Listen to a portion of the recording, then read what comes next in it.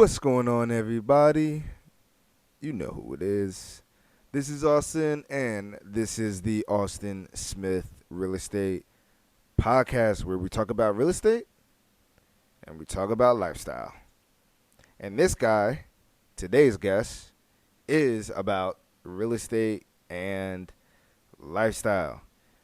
And his particular niche and his particular specialty is focusing on the number one thing that makes any real estate investing business successful: finding deals.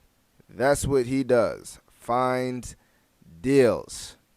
And that's what he's going to talk to us today about, specifically wholesaling, which is his particular strategy, being in charge of acquisitions, and being responsible for finding these deals for investors like you and I.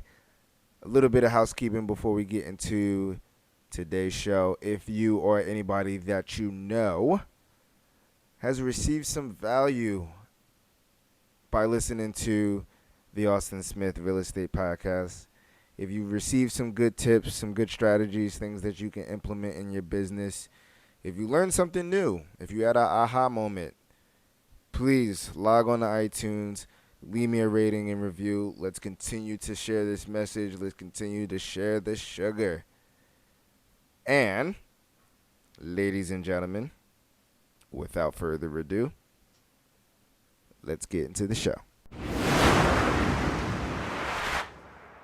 What's going on, everybody? Today on the show, it's interesting because in 2019, and as we, start off the new year, everyone's got their new goals. Everyone's got the things that they want to accomplish. But for whatever reason, by the time February hits, nobody's still doing what they plan to do in January. So I wanted this episode to give you kind of a step-by-step and actionable guide for you to take 2019 by the horns, especially on the wholesaling tip. Today's guest, I tell everybody in real estate, you need three things, essentially, for the perfect real estate investor. It's money, it's knowledge, and hustle. But obviously, you can get away with just two of those criterias. And today's guest is only 23. My goodness, 23. But he's in charge of acquisitions for KD Capital Ventures, which is a real estate development and investing group here in New Jersey.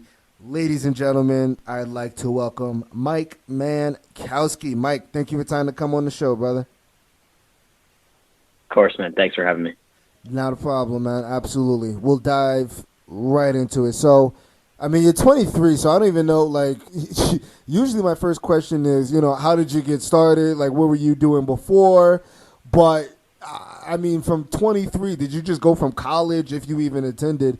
Did you just go from school right into real estate? What was that? How did that look like?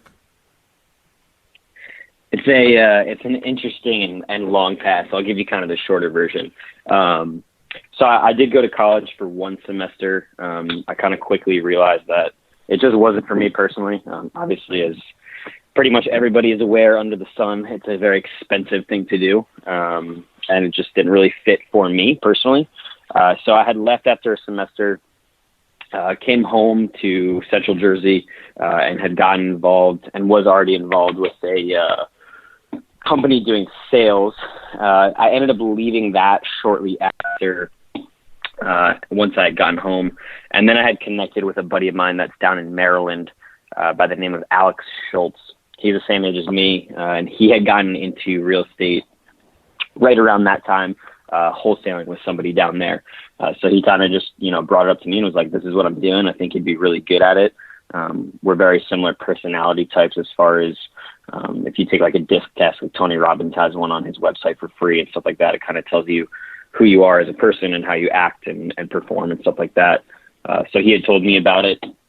Long story short, I went up on meetup.com, a bunch of Facebook groups, started reaching out to people in the local area that were involved in the market up here, and found a guy. And long story short, ended up started working for him. I was there for about a year, left there, went to go work for another place for about a year. That was more project management than acquisitions and sales or anything like that. And then just about a month ago, I started up with KD Capital Ventures. So, So like they say, three times the number. for sure. So is it? Did you?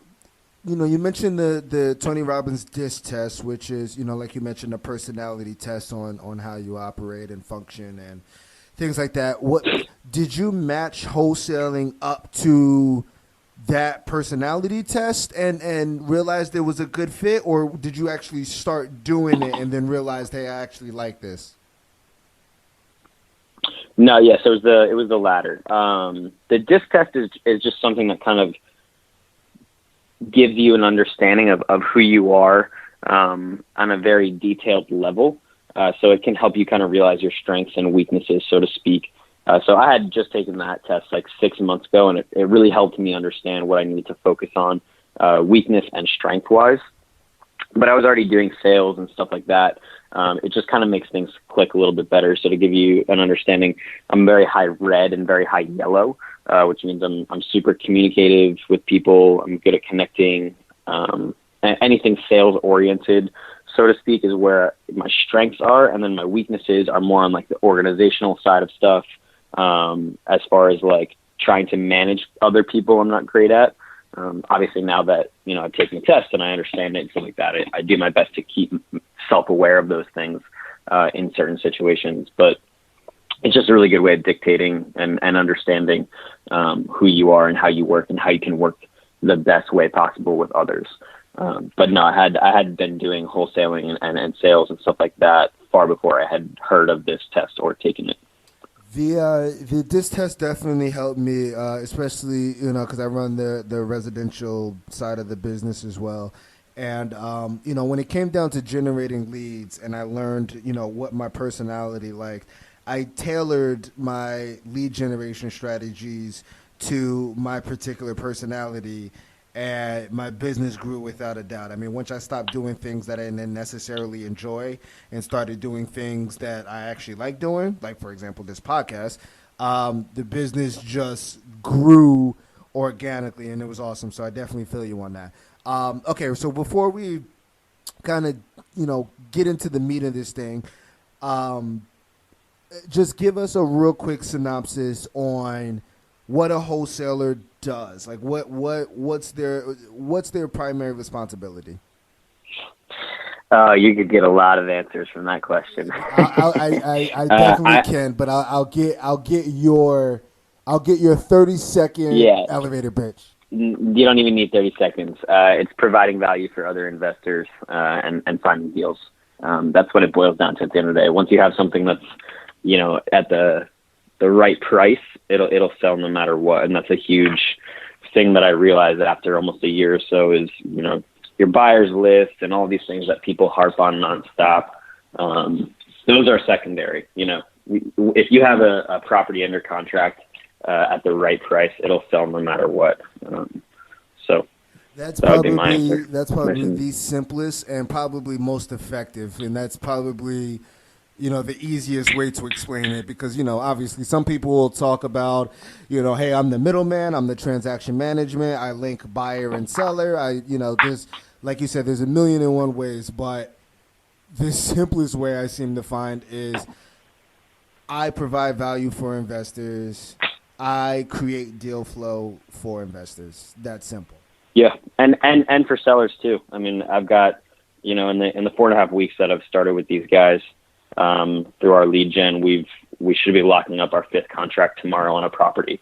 And all of these people that are selling to us, although we are obviously buying it at a very discounted price, they're very happy and appreciative of the service that we're providing them.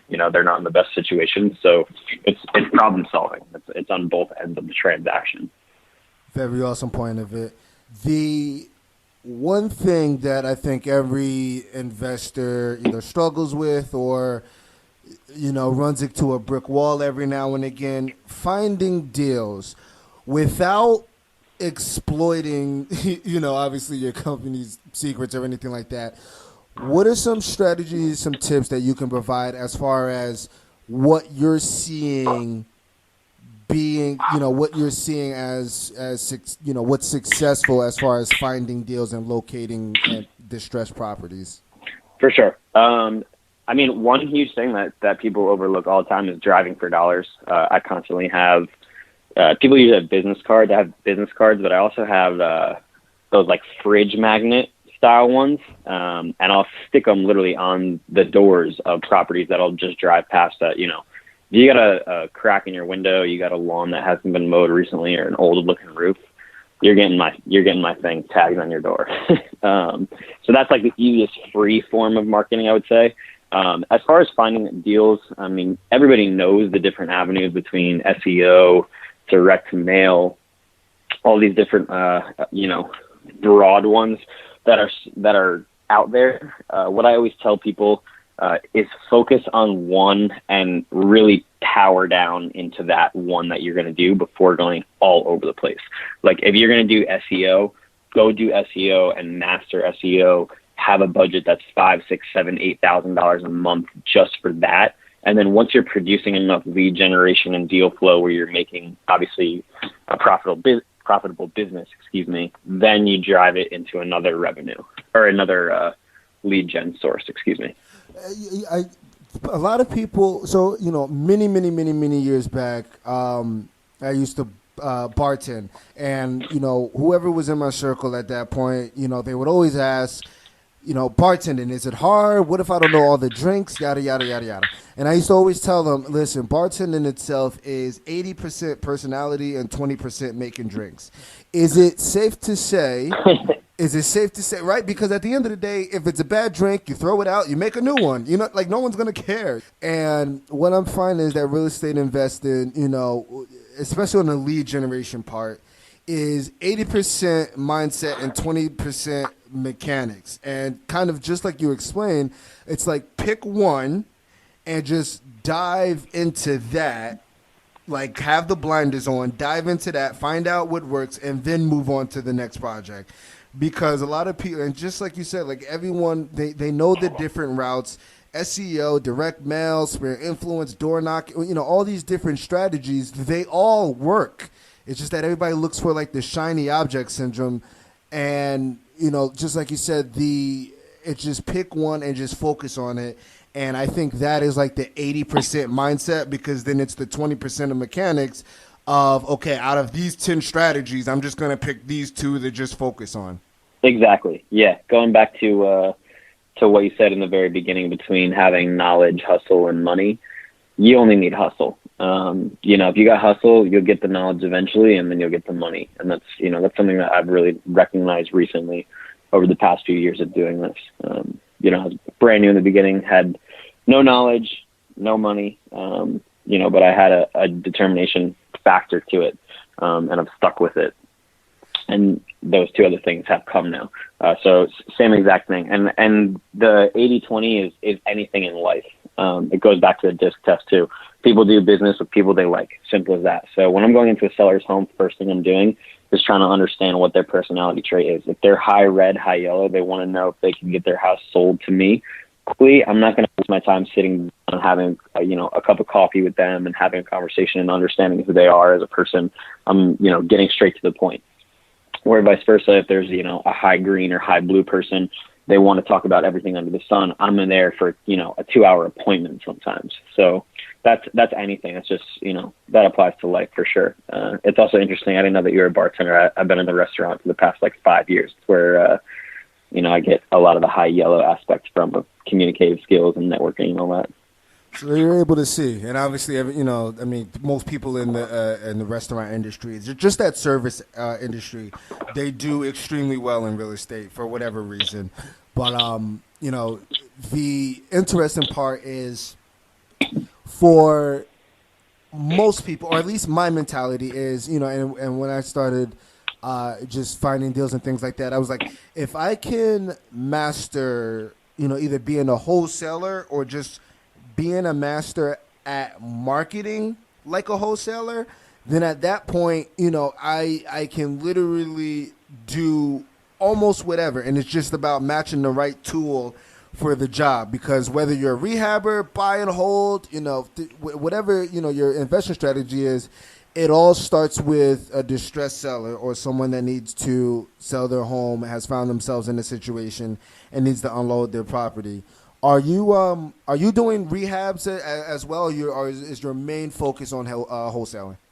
It's a mix of both. I would say primarily we are wholesaling, but anything that's kind of a home run, we'll take down ourselves. So, for example, we got one in Avenel. The first contract that I signed actually with these guys, the first week that I was there, we signed a contract in Avenel. Seller took 95,000 as the offer. House needs about 50 to 60 worth of work, and it'll go back up on the market for around 300, and it should be off the market quick at that price. So, the ones that are as little of a headache and big of a score as possible, just like any investor would like to do, are usually the ones that we'll take down. But we're trying to keep it as headache-free as possible and just have a continuous pipeline of deals and revenue coming in. Gets to be obviously a cash-heavy business once you're rehabbing a lot. Yes, and we'll talk about just the building of the business aspect. But in 2019, right? We're like I said, starting off the year. Everybody has their new goals. Everybody has their their ambitions. Yada yada. If someone says, okay, either I'm a new wholesaler or I've banged out a couple of deals, but I want to make this my full time. I want to build the business out of it. In 2019, let's say it's January, what should I focus on, whether it's over the course of the next month or the next quarter? What should I focus on so that way I can kind of set up the rest of the year to be profitable and prosperous? Find whoever is the absolute best at what you do in your area and do whatever it takes to get in their circle. Simple as that. I love it. I don't even have a follow-up statement to that. That's awesome. What other components? Okay, so here's the better question. The components of a successful wholesaling business, if you were able to break that down into, say, 3 or 4 parts, whether one department is acquisitions, the other one is the sales, or if you could break down a successful wholesaling business into a couple of, say, categories or departments, how would you break that down? So, of course, acquisition and disposition is the first thing that comes to mind. If you don't have money coming into a business, you're not profitable. So that's big. Secondary to that, I would say, are your sales and marketing aspects, and those can kind of go back and forth between 1 and 2 of the most important. In my opinion, acquisitions and lead gen is the most important, because without that, you're not really getting to step 2, 3, 4, 5, whatever it may be. And then one thing that always kind of sticks with me is reputation. I mean, I've known you since I got involved, a couple of years ago. It's a very tight-knit community, especially in our industry. There's people that you hear things about. And I try and kind of keep those voices and opinions and stuff off the table, but I always try and also keep them in mind when I'm trying to do business with somebody or having a conversation with somebody. Cause it does make a huge difference. I mean, there's definitely people that they're my first call or first text message for a deal that's in a certain town always, no matter what. And that's simply because I like to do business with them. I know that they can close on time, that they have cash. They're not going to just waste my time and screw me over. So reputation is definitely up there. And then core values is something that I think is super important as well. And that's just coming from like myself personally, what I think is like right and wrong in business and in life in general. And those things I think should and almost have to align with who you are doing business with directly within your own company, not necessarily people that you're selling deals and stuff to. But when you're surrounding yourself with people, obviously on a day-to-day basis, you become very similar to those people, which is why I said, go find the person that's the best at what they do in your area, because eventually you're going to emulate what they're doing. So yeah, I would say core value and reputation are two of the ones that aren't as obvious, I would think, unlike sales and marketing and all that. That's awesome, and I think it's very, very, very important, and that's how us, especially in this business, where or any business, I should say, where a lot of money can be made. It's going to cause some people to go into greed mode, ethics to be broken, things like that. So to your point, it helps you sleep at night, knowing that, taking a distress situation, helping a homeowner get over a major trial in their life, helping an investor grow their business while simultaneously being able to feed your team and your family. I mean, it's a trifecta. That leads me to the question, like, what's next for you? Because, I mean, by the time most people even get into real estate, I don't want to say it's too late, but by the time that most people get into real estate, they're a lot older. They might have a family, kids running around, a mortgage, this, that.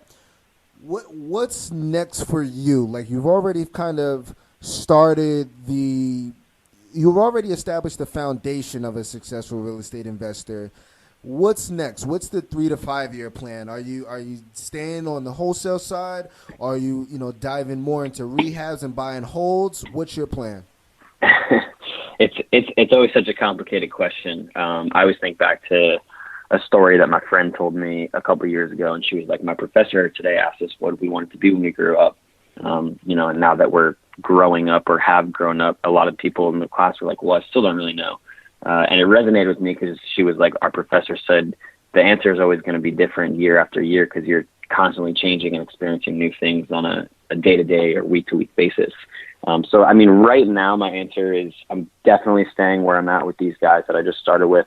One of them is a close family friend. Another one's a really, really great person and very successful in the industry as well. So I see a lot of growth and a lot of time being spent there.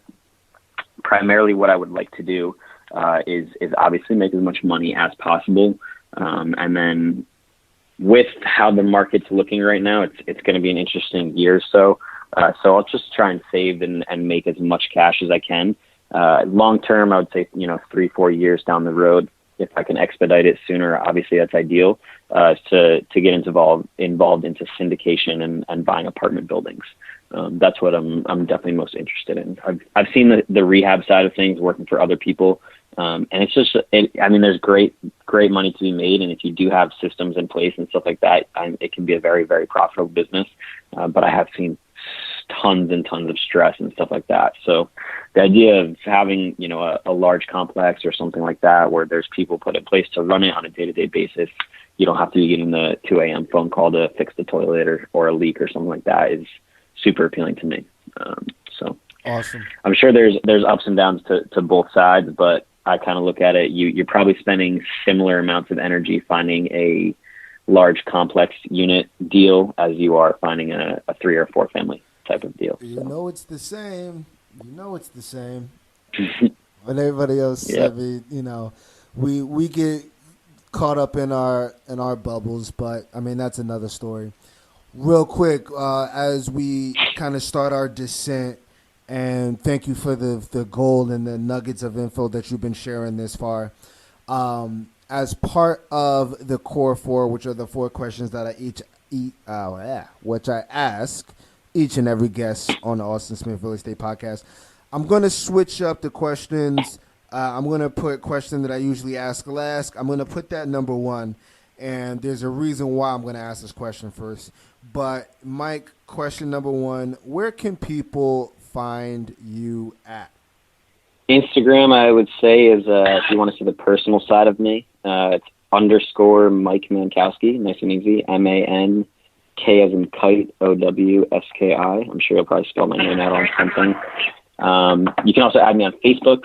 I would say I'm more active on Facebook for the business aspect of stuff. If you go on my Instagram, it's just like my personal life stuff. So I don't know if that's going to be super interesting for some of you out there.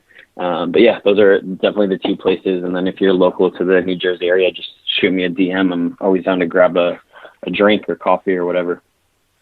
And I asked that question number one because I want to say this to everybody that is listening. No one who ever listened to the Austin Smith podcast should ever come back to me and then ask, hey, I don't know how to find deals, or hey, is there some way that you can find a deal for me? My guests are here because they find deals. So, and that's the reason why I asked it first, because where people can find you at is where people can ask the question, hey, do you have anything that I can look at? Just to start. But at least, take the initiative is essentially just what I'm trying to preach. And the water is right there. You just have to go to the lake and drink. Question number 2. What is your favorite aspect about real estate? Ooh, that's a good one. I don't know. There's a lot. I really enjoy, although I'm not into rehabbing like I had mentioned as much. I always find it awesome seeing the before and after side of a rehab. It's always super interesting to me. I like interior design. I'm a very visual person. But aside from that, I would say probably the networking aspect, exactly this, what we're doing, having a podcast together and meeting people like you. That's probably my most favorite thing. Is just the people that I get to meet through it. Awesome. Question number 3. What is your favorite business or personal development book? Right now I just finished Relentless by Tim Grover, which was awesome. If you are one of those analysis paralysis people, I definitely recommend it. He is a trainer for some of the best people throughout sports and business. So that one's fantastic. I'm about to start traveling to San Antonio tomorrow, so I'll be finishing up Everyone Communicates and Few Connect by John C. Maxwell, which is an excellent one. If you guys are interested in the whole personality disc test and stuff like that I had mentioned before, that's a really good one to read.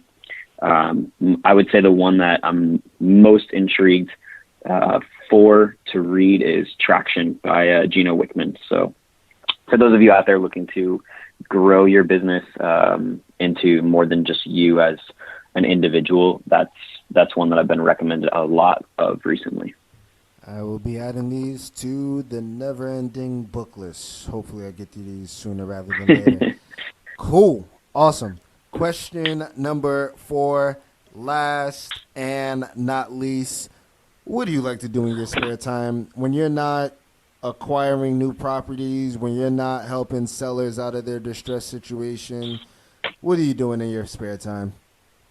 I'm a big live music guy. I definitely like concerts a lot. I was just at one this weekend. And I'm also a big food person, being in the restaurant industry for a few years. So traveling, food, and live music are definitely my spare time things when I have the spare time to dedicate to it. So what I just pulled up your Instagram as I just hit follow. It's so funny that you said, because you said live music, food, and traveling, and literally on your profile is live music, food, and travel. That's awesome. Yeah, and my dog. And your dog.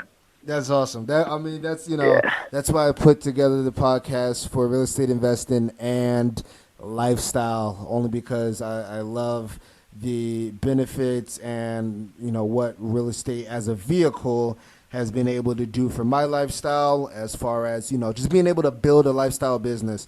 And it's not so much that I'm on the white sandy beaches every week, but I had that opportunity at least to go ahead and say, hey, I'm going to the beach this weekend, and not have to worry about telling anybody. I can just up and go. Obviously, we're in a production-based business, so I wouldn't do that every week.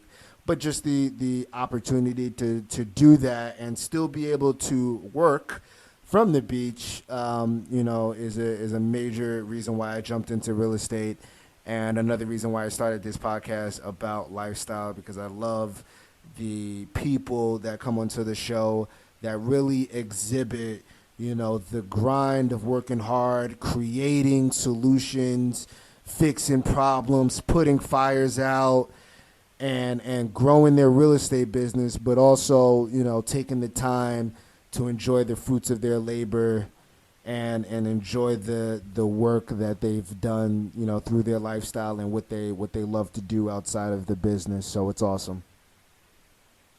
Yeah, I agree. Also, I always like to mention Instagram and all that is the highlight reel. It's you know, nobody's posting the long days that we work and the long time periods of not having, you know, as much fun and stuff like that. So for those of you that are newer, don't get caught up in the materialistic and highlights aspect of social media, because there's a lot of work that's put into the background of things. And I mean, I'll be the first one to say I'm nowhere near where I would like to be and want to be. But I'm not posting me at my desk on Instagram all day long, because nobody wants to see that. Hey, no one You wants know, to see so that. Yeah. take it with a grain of salt. Yeah, it's our own little PR agent in our pockets, and you know, it's a Right. profile. I use it as a profile to show the profile. But anybody that knows me knows I will have my breakdowns at least once a month or once a quarter, actually, you know, when nothing is going right and everything's falling apart. But, you know, the joy and the satisfaction is, you know, watching everything fall apart, experiencing everything fall apart, and then picking up the pieces and literally gluing together another beautiful masterpiece. And, you know, just being able to stand by it, I wouldn't trade it for the world.